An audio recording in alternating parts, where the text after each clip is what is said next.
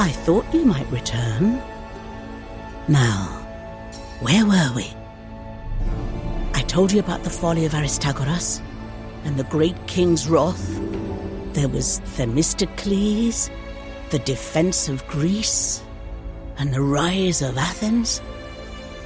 Ah yes, Brasidas and Lysander, and the great war that tore Greece apart. My, we really did cover quite a lot. Perhaps this time I'll stick to a single subject. While the Greeks squabbled endlessly, to their north there lay the entirely unremarkable kingdom of Macedon, a poor, rugged land, its borders beset by belligerent neighbours and riven from within by feuding nobles. For centuries, the kings of Macedon had done all they could just to hold this fragile fiefdom together. Glorious expansion was out of the question. All this changed when Philip took the throne. His was an improbable kingship. The crown only passed to Philip after both of his older brothers had their turns on the throne cut short. One slain in battle, and the other by an assassin's blade. Determined not to meet the same fate, Philip immediately set to reforming the Macedonian military, arming his soldiers with pikes as long as 4 men laid head to toe. As for those troublesome nobles, the prospect of prize commands in Philip's new army provided a tempting incentive to good behavior.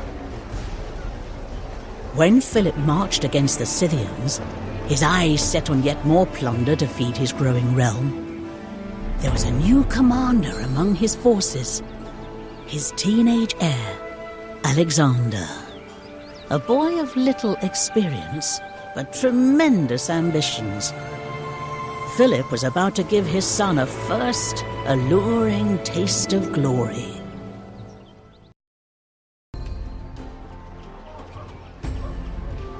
Alexander had certainly enjoyed an upbringing to match his grandiose ambitions. His tutor had been none other than the great philosopher Aristotle. Aristotle taught him political theory, ethics, rhetoric, music, science, mathematics, but above all else, it was Homer's Iliad that entranced the young prince, the epic tale of Achilles' wrath. When Alexander was still a boy, a horse trader presented a hot-blooded stallion to Philip's court. It was a magnificent animal, its coat a shining black with a white mark like a star upon its head. None of the fine horsemen of Macedon could tame the beast. Until, that is, the boy Alexander realized that the horse was afraid of its own shadow and turned it towards the sun. Alexander named the steed Bucephalus, and from that day forth the two were bonded like brothers. Now sat proudly astride his mount, Alexander accompanied his victorious father on the road home to Macedon, through the rocky territory of the Triballi. It was to prove an eventful journey.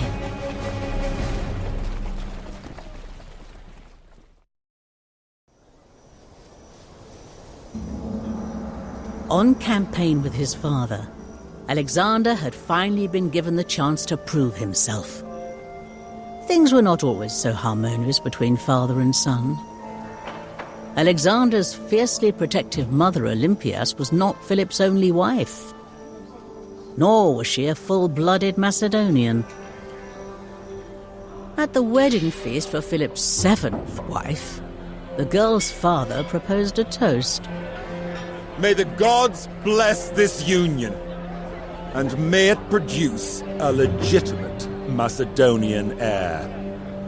And what am I then? A bastard? Philip rose, drew his sword, and advanced. Not on the man who had insulted his son, but against Alexander. Thoroughly drunk, the one-eyed conqueror tripped and fell flat on his face. Here is is the man who would lead you from Europe into Asia? And he can't even cross from one couch to the next! Yet for every quarrel, there was a reconciliation. And Alexander once again rode at his father's side as Philip bore down on Greece. Philip had long wished to be master of the Greek world, and the wily campaigner had used all manner of diplomatic tricks to extend his influence to the south. For years, an uneasy peace abided. But now, the Greeks prepared to make one last stand against their would-be conqueror. Astride the road to Chaeronea, the Greek forces waited. On their right, the Athenians, their empire long diminished but their pride irrepressible.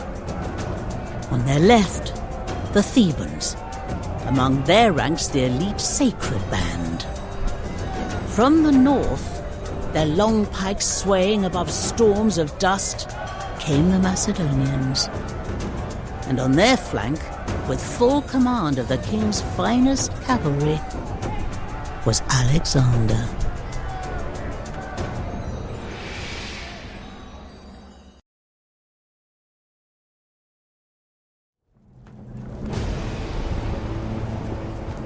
At Chaeronea, amid the bodies skewered by pikes and mangled by swords, the city-states of Greece had their hopes of independence trampled into the mud.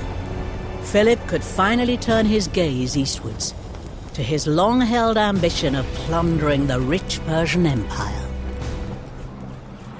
His hopes, however, were suddenly and brutally snuffed out.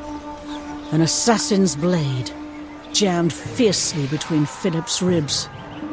The Lion of Macedon bled out in the dust, a fate he had brought upon so many others. And so it came to pass that Alexander, nearly 20 summers of age, ascended to the throne of Macedon. The nobles swore him fealty, some gladly, some reluctantly, some out of duty, some out of calculation. Some were never given the choice, struck down on the new king's orders before they could cause trouble. Assassination, you see, was something of a staple of Macedonian politics. Equally routine was the propensity of Macedon's northern neighbors to invade whenever a king died, like jackals converging on a fresh carcass when a lion has moved away. The gleaming diadem of royalty set freshly upon his brow, Alexander marched north, where the first true test of his reign awaited.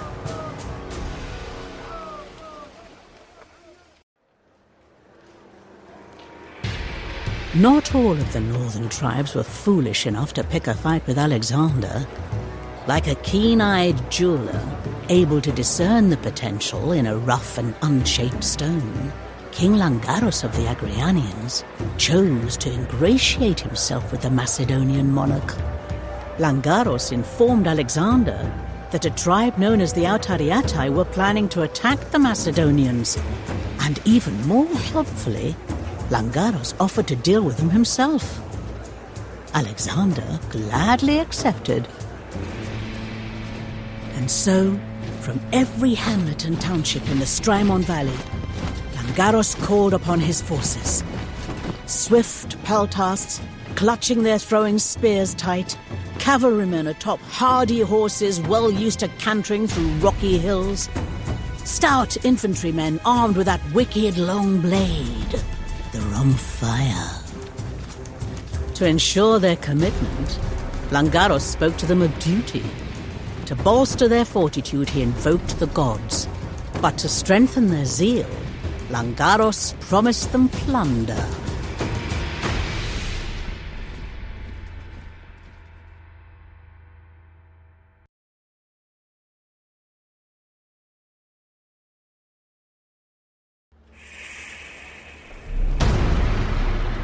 While Alexander had been away in the north, making friends and slaughtering foes, rumors were spreading in Greece.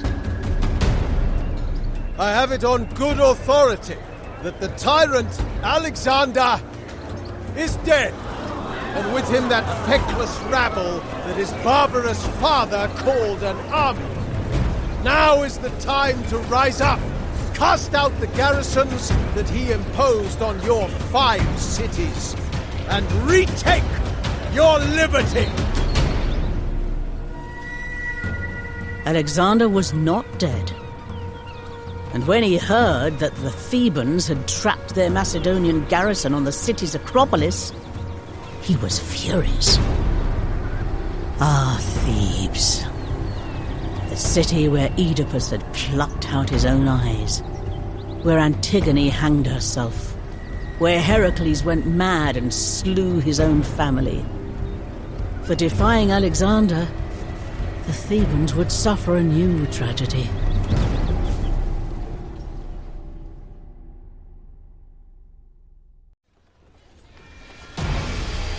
Alexander's destruction of Thebes was near total. All that he allowed to remain were the temples, the ancient Cadmea, and the house of the poet Pindar. The rest of the rebellious Greeks immediately surrendered, and Alexander could once again turn his gaze towards Persia. As was only natural before such a grand expedition, Alexander went to Delphi, seeking the wisdom of the god Apollo. When Alexander arrived, he was told that Apollo's priestess was absent from the temple, this being a day when prophecies were forbidden. But Alexander, believing that his will surpassed any sacred rules, marched to the priestess's quarters and began to drag her towards the temple, determined that she would tell him his fate. "My son!" exclaimed the terrified priestess. "You are unconquerable!" Satisfied with his boorishly acquired prophecy, Alexander crossed the Hellespont. Parmenion was waiting with the advance guard, but Alexander had more pressing matters. He proceeded to Troy, where he anointed the gravestone of Achilles with oil. He and his friends ran races around the tomb, as though they were the heroes of Homer's Iliad. The Persians had time for no such frivolities.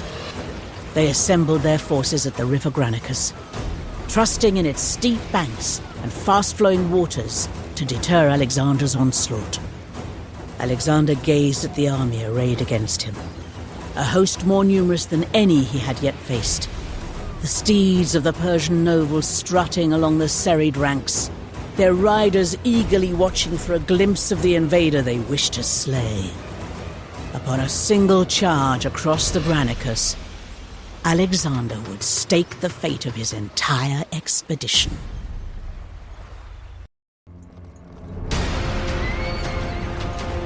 Like the kings of Homer's Iliad, vying for glory in the foremost ranks, Macedonian monarchs led from the front, and few with such zeal as Alexander.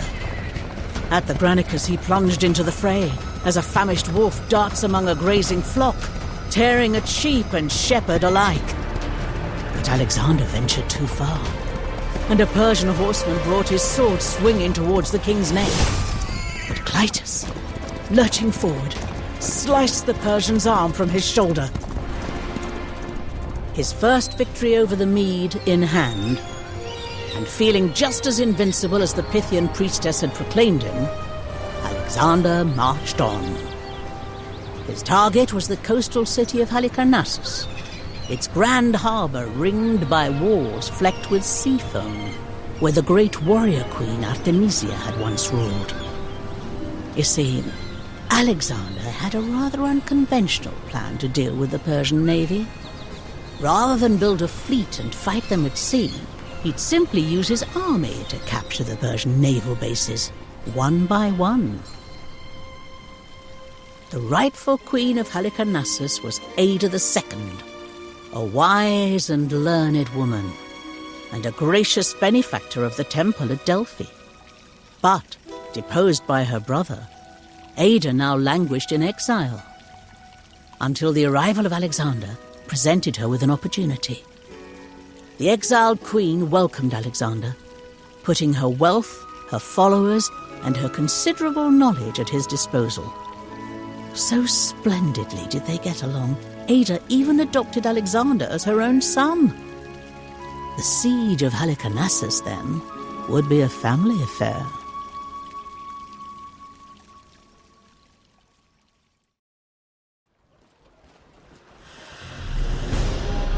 Breaching Halicarnassus was a tremendous feat, as had been the victory at the Granicus, not to mention the slew of cities throughout Asia Minor that had surrendered without a fight.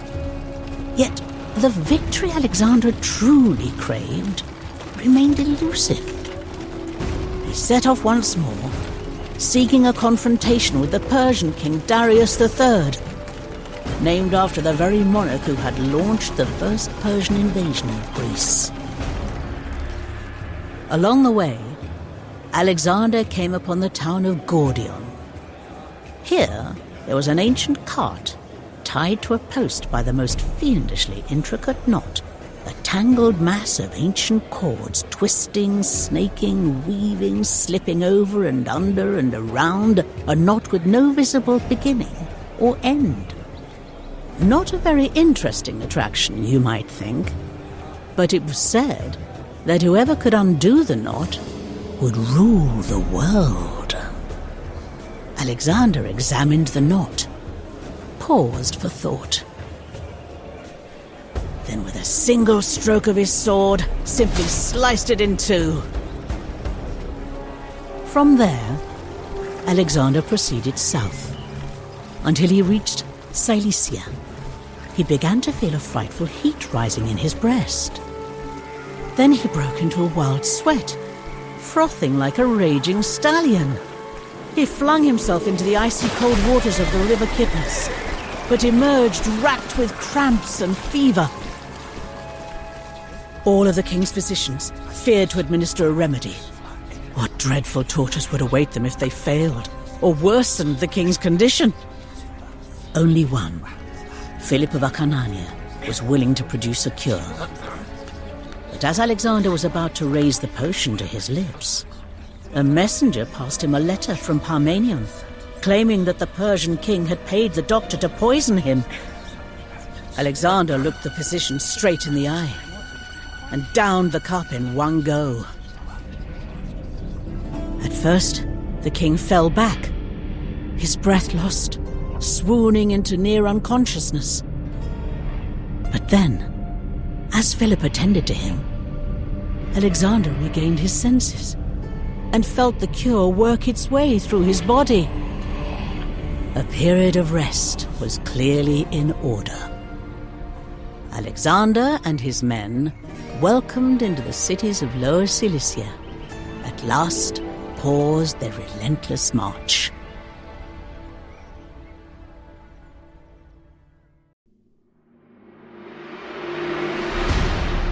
So confident was Darius that he would triumph at Issus, he had brought his mother, wife, and daughters to the battle. So hastily did he flee, they were left behind for Alexander to capture. Like the women of Troy, powerless before their captors, Darius' family wept and lamented, imagining that their lot would now be misery and servitude. But Alexander treated them with perfect respect, and allowed them every comfort to which they were accustomed. Alexander proceeded along the coast until he came to Tyre, that great city of the Phoenicians, set upon an offshore island as though the whole marvelous edifice floated on the sea. Alexander demanded entry to Tyre, wishing to sacrifice at the temple of Melkart. The Tyrians refused, and when Alexander sent messengers a second time, they were hurled into the sea from the city walls. An outrageous thing to do. But the Tyrians, their grand fortifications protected by the waves that lapped up against them, held the entirely reasonable expectation that Alexander would give up and move on. Alexander rarely did what you and I might consider reasonable. And so, work began on a vast causeway, a bridge of earth and rubble between Tyre and the mainland. The world reshaped at Alexander's command.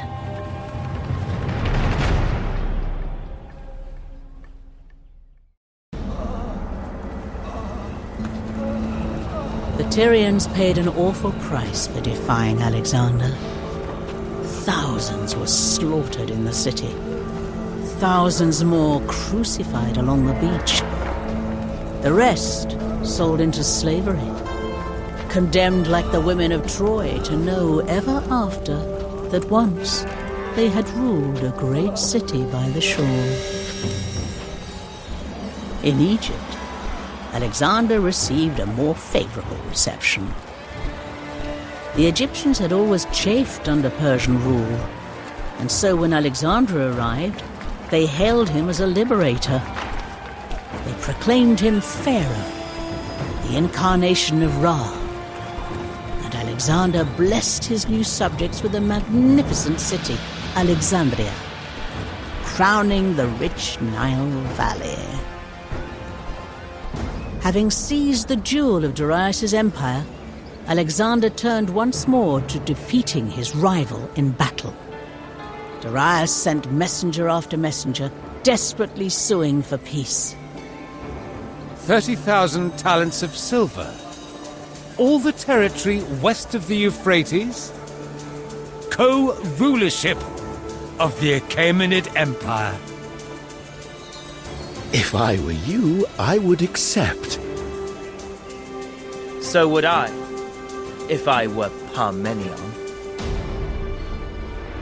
His final offer rejected, Darius gathered an army once more. They awaited Alexander at Gaugamela, arrayed in their thousands upon a grim and dusty plain. The great king ordered the place cleared of any vegetation, so that his vicious scythed chariots would have no obstacle between them and their prey. On the eve of battle, beneath the indifferent stars, the armies of Darius and Alexander slept fitfully, knowing that on the morrow they would decide the fate of empires.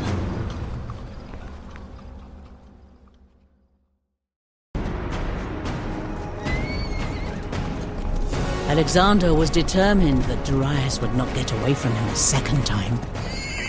Over jagged hills and shifting dunes, Alexander chased the great king, urging his swift riders on through freezing desert nights and days cruelly elongated by the summer sun. But when Alexander finally caught up with his foe, Darius lay dying. In the dirt, amidst upturned wagons and mules broken from exhaustion, the great king of Persia bled out, murdered by his own men. Alexander had Darius' body cleaned and dressed, and returned to his mother. And so, a mere 5 years after he inherited the crown of Macedon, Alexander seized the diadem of Persia, a king of kings, to be sure. The killers of Darius he hunted down. The cities that resisted his rule he stormed. But in truth, most of the Persian governing class willingly exchanged one king for another. Power such as Alexander now possessed is rarely left untroubled. Alexander caught word of a plot to kill him, hatched within his own court. The would-be assassins were rounded up and executed. Among them, Philotas, son of Parmenion. Philotas had known of the conspiracy, but said nothing. A crime, Alexander declared, as heinous as the plot itself. But what of Parmenion? The moment he learned that his son had been executed, he would be sure to act. And he had thousands of loyal men beneath him. No, he too would have to die. Armed and belted men in my tent. So, he's finally decided to do away with me. Will you resist, sir? No, I won't. But tell the boy king this. The gods cannot abide excess.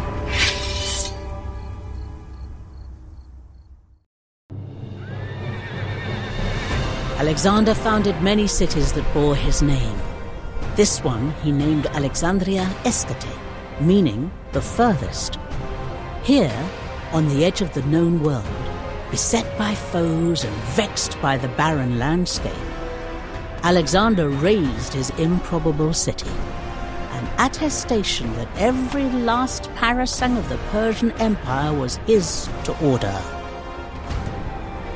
Yet beyond the borders of the empire he had just conquered, there were lands vaster and richer than even the sprawling Persian realm. India, a place little understood by the Greeks, who traded tales of a land where giant ants dug for gold in the rich hillsides, where rivers of honey flowed from rocks, where men lived 100 or even 200 years, untroubled by pains.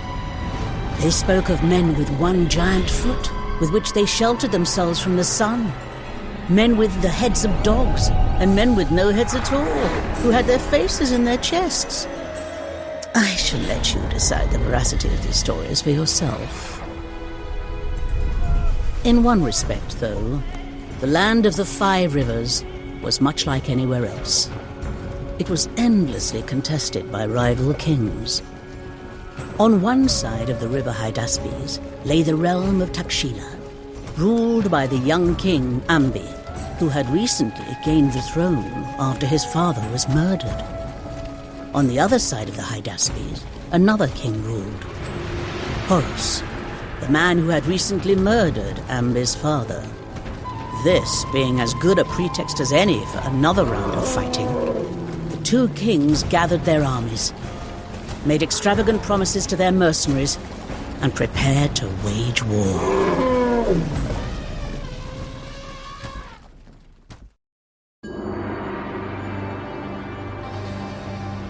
Back at the court of Alexander, things grew fractious. Now that he was king of Persia, Alexander was beginning to adopt Persian customs, including the practice of prostration before the king. To many of Alexander's Greek and Macedonian followers, this gesture seemed not only servile, but blasphemous, an honor reserved solely for the gods. At a banquet, Clytus, ever the straight-talker, confronted the king. Both men were deeply drunk. What is this, Alexander? You dress in foreign finery. You consult with eunuchs and magi. If a Macedonian wants an audience with you, he has to beg it from some pompous Persian courtier, and then prostrate himself like a slave. Have you forsaken your own kinsman? Shut your wretched mouth, Clytus. If it weren't for me, you'd be fending off Thracian goat thieves from some hillside hovel. No! If it weren't for your father, you'd have no army, no victories, no glory. Without your father, you would be nothing. And if he could see you now, he'd be ashamed. Alexander wrenched a spear from a nearby guard, hurled it across the room, and struck Clytus dead.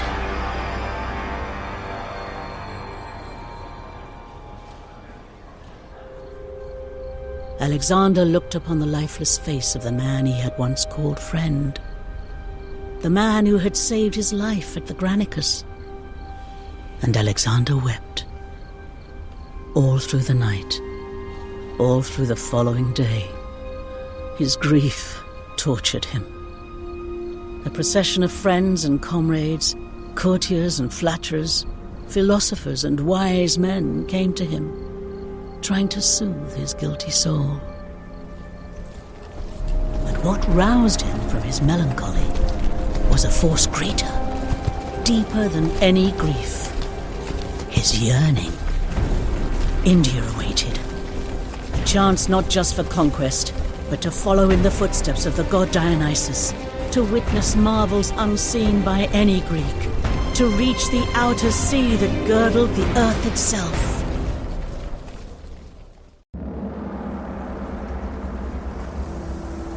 Unlike Darius, Porus did not flee. He fought on, even as his army routed and his elephants were dragged shrieking to the ground. At last, worn out by wounds, Porus was captured and brought before his foe. Tell me, how do you wish to be treated? Like a king. Admiring Porus's strength and nobility, Alexander not only spared him, he made him the latest satrap of his ever-expanding empire. Alexander gained one friend that day, but he lost another. His wounds were too great, my lord. No.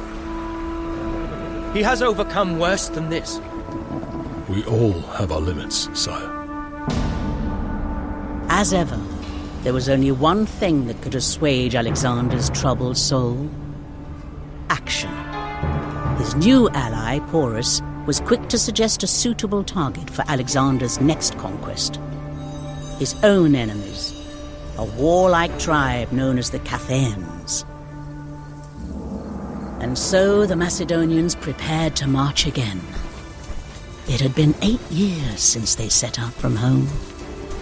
They had won innumerable battles, founded cities, plundered more wealth than any man would know what to do with. Yet still they were driven on by their insatiable king. And so the men began to wonder, would they ever return home to enjoy their spoils and sire children to hear their stories? Or would Alexander push them on until they collapsed?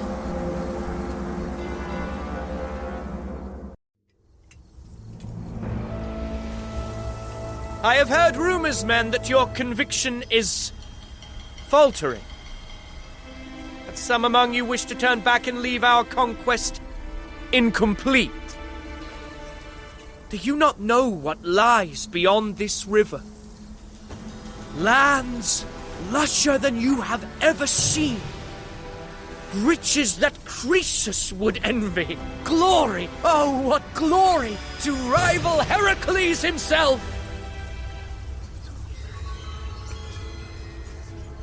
Silence! Speak, someone, I am no tyrant.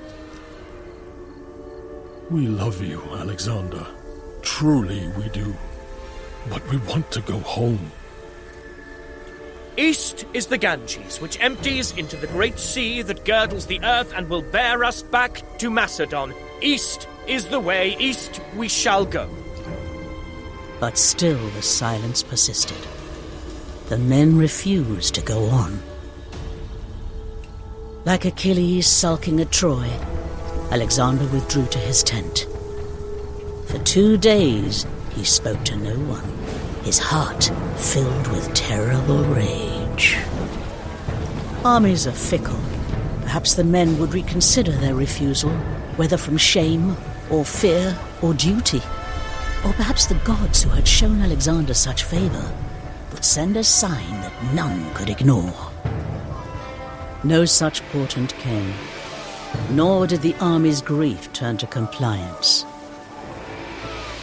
And so Alexander at last agreed to take them home. But, as you might expect, he wasn't simply going to take them back the way they came. They would build ships, sail down the Hydaspes until it joined with the river Indus, and then onto the sea. Any who stood in their path they would conquer, filling the glittering river with bloated corpses.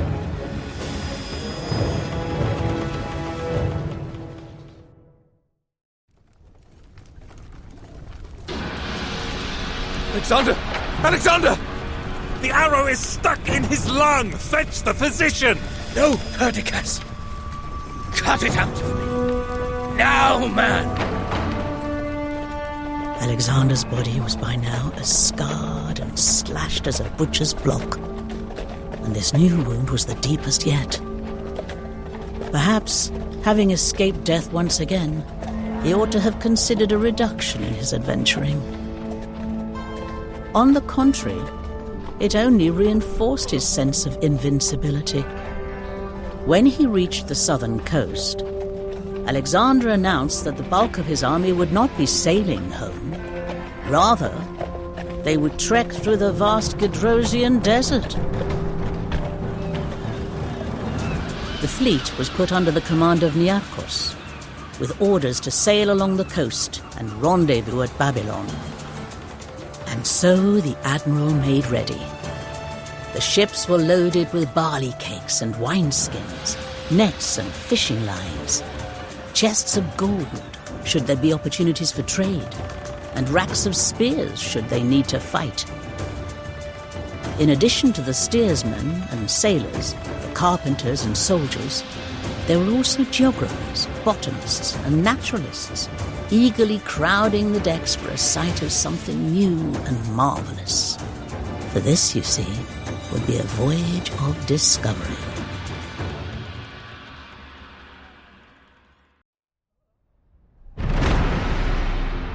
Alexander's march through the desert had taken a terrible toll. The sands had swallowed countless men, their strength sapped by disease or thirst or long festering wounds. Why confront the desert? To claim the glory of overcoming it? Or to punish the army that had refused to indulge his ambitions? Only the gods know now. And there were graver losses yet to come. Not you, Hephaestion. Anyone but you. I would have followed you to the ends of the earth, Alexander. As Achilles grieved for Patroclus, so Alexander grieved for Hephaestion. An epic anguish. Biting sorrow mingled with thundering rage. Like a storm cloud, gathering up its fierce energy as it rolls across the darkening sky, Alexander convulsed with wrath that demanded release. His black gaze fell upon the Chasseans, who dwelt among the craggy mountains of the Zagros. In baneful silence, the great conqueror led his men into the hills. For the final time.